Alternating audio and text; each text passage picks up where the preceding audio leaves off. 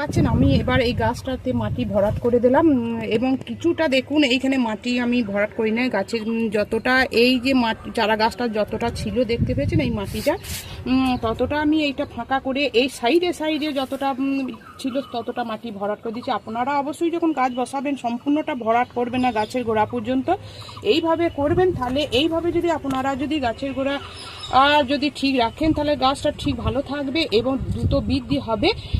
তাই আমি বলবো বন্ধুরা, আপনারা যে কোনো গাছ বসাবার আগে অবশ্যই আপনারা মাটি তৈরি করে তবে এই গাছ বসাবেন, তাহলে গাছটা দ্রুত বৃদ্ধি হবে, প্রচুর পরিমাণে ফুল ফল আনবে আর তাড়াতাড়ি খাবারটা গ্রহণ করতে পারবে। আর এই গাছটিকে আপনারা 3-4 দিন একটু আদা সেট জায়গা রাখবেন, ঠিক রোদের মধ্যে রাখবেন না। তারপর গাছটা যখন একটু বৃদ্ধি হতে আরম্ভ হবে তখন বন্ধুরা আপনারা রোদের মধ্যে রাখবেন। তারপর এখন বন্ধুরা যে এই 3-4 মাস আমি এই গাছটাতে আর কোনো এখন খাবার দেবো না। তারপর আমি যে খাবারটা দেবো বন্ধুরা সেটা খুবই হালকা পাতলা করে একটু যেটা সরিষার খোল ভেজানো জলটা দেবো, সবজি খোসা ভেজানো জল, ওটা 10-15 দিন অন্তর অন্তর দেবো। তাহলে এইভাবে আপনারা ছাদ বাগানে খুব সহজে একটা ফলের গাছ আপনারা বসান।